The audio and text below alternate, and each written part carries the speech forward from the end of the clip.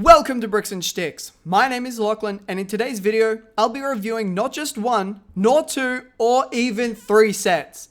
Today, I'll be reviewing 4. And I'm sure that you can see, today I'll be reviewing the 4 gentlemen. You will most likely recognize them by their more common names, the chrysanthemum, the plum blossom, the orchid, and of course, the bamboo. In Chinese art, these 4 plants are referred to as the 4 noble ones, or more commonly, the 4 gentlemen, as I mentioned earlier. Each plant represents a different season of the year, plus highly valued virtues. I'll talk about what each individual plant means as I go along. On the front of all the boxes, we see the finished build with the set name and silhouettes of the 4 gentlemen up at the top left. At the bottom left, we see the Lego logo, underneath which we see the set specifications. The chrysanthemum has 278 pieces. Not too bad if you ask me. Though the plum blossom does have 327 pieces, which does make it the highest piece count of all the 4 sets.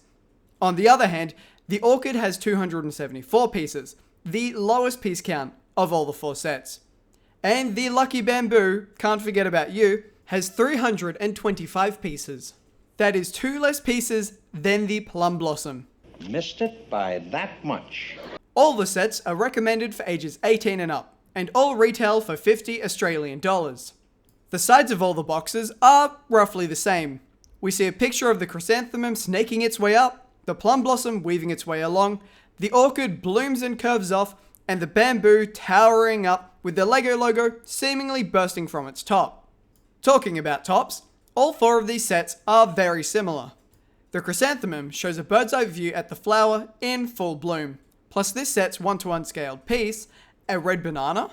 The plum blossom shows us its overflow from the front of the box, along with this set's 1:1 scaled piece, or should I say pieces, since here we see a magenta eggshell with a pink bulb inside.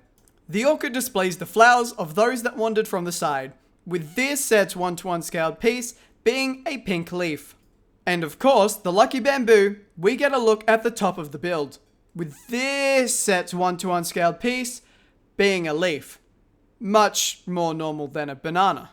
Now, I don't think you'll believe me when I tell you this, but the back of these 4 boxes all are very similar. They all show a slightly different angle of the set, as well as an image of the real-life inspiration and the dimensions of the set once built. Now, coming in at 26 centimeters high and 10 centimeters wide is the chrysanthemum. The plum blossom stands at 34 centimeters, making it the tallest of these sets, with a width of 17 centimeters. The orchid sits at 25 centimeters, the shortest of the sets, and is 21 centimeters wide. And of course, the bamboo, which comes in at 29 centimeters in height and 12 centimeters in width. Also, one more thing.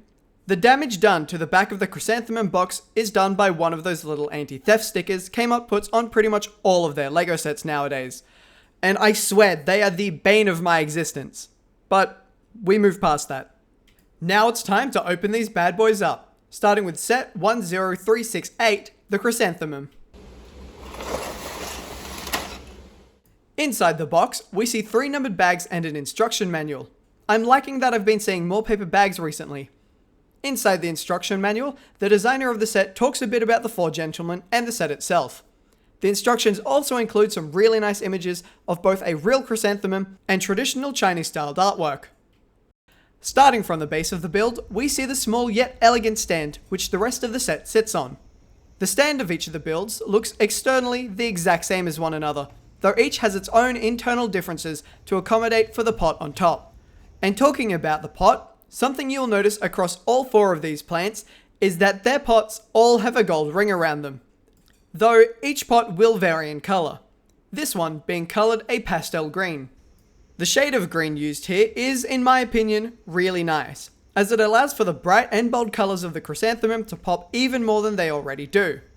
As you can see, the pot has an almost seamless design, with the only points breaking up the smoothness being around where the gold ring is. Unfortunately, like the gold ring, this is also seen throughout all 4 of the builds.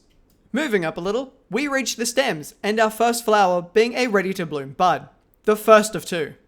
We also see 2 larger sized leaves just above the bud, and above those, we get a half-open flower. The leaves on this flower are made up using these orange claw pieces. And a nice little detail about the two types of open flowers we see in this set is they are both made up using the exact same parts. Almost directly opposite that flower, we get another bud. Both this and the first one you saw are composed of very few pieces, but work really nicely when bringing this set together. And moving up one last time, we see the flower in full bloom. For those of you with a keen eye, you may have noticed from the images on the box that this flower utilizes banana pieces to make up its design. In fact, LEGO used 3 different colored bananas to give this flower its gradient effect. Up close, I must admit it does look a little goofy, but from far enough away, it's quite a convincing building technique. Obviously, it doesn't look too much like a real plant, but it does look really nice as a display piece regardless. In fact, all the 4 gentlemen do. And as you might expect if you have built any set from the Botanical line, not only does the finished product look amazing, but the building experience is just as good. The chrysanthemum represents the season of autumn, as well as symbolizing fortitude and perseverance due to its ability to withstand adversity and its longevity.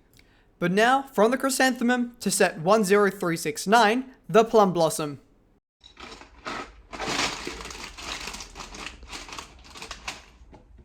Like with the chrysanthemum, this set includes the faithful instruction manual alongside 3 bags. Unfortunately this time, they were plastic, but it's still expected at this point of time.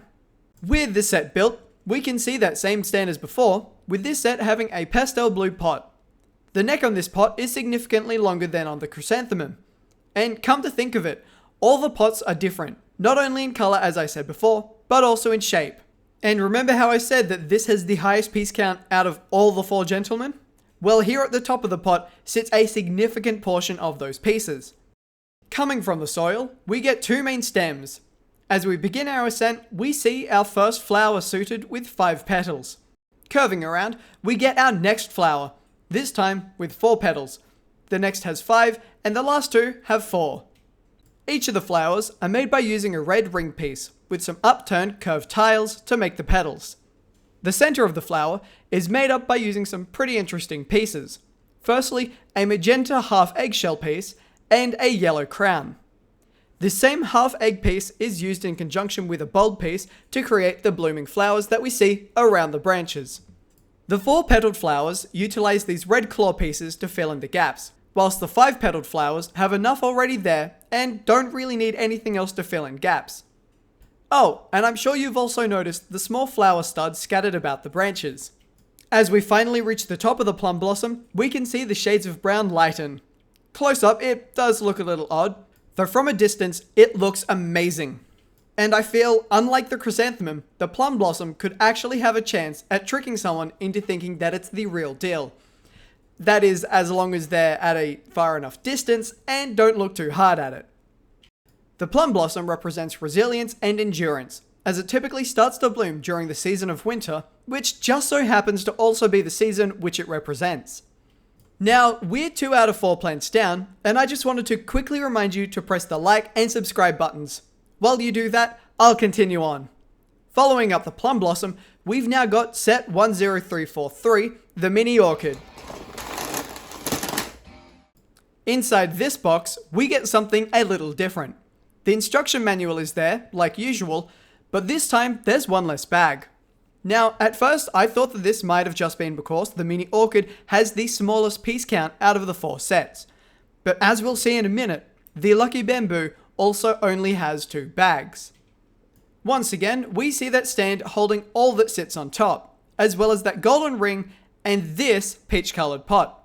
Already, I think that the brownish-orangish hues are a bit much, but as we move on, you'll very quickly notice that there is even more of it. And move up we shall do. At the base of the plant, we get 4 leaves that connect straight into the pot, as well as the main stem of this plant and its support beam. Now, I don't think that I've built this wrong, but I found that the connection between the main stem and the soil pieces to be very loose, resulting in the main stem falling out rather easily. If you have this set and you have the same issue or think you might know how to fix it, please let me know down in the comments below. The leaves here are rather simple, but work very well regardless. And as you can see, we've got 2 large ones and 2 that are about half the size and significantly flatter. Also, it just occurred to me that the smaller ones kind of look like turtle shells. Anyway, moving up along the main stem, we see 2 flowers right after the bend.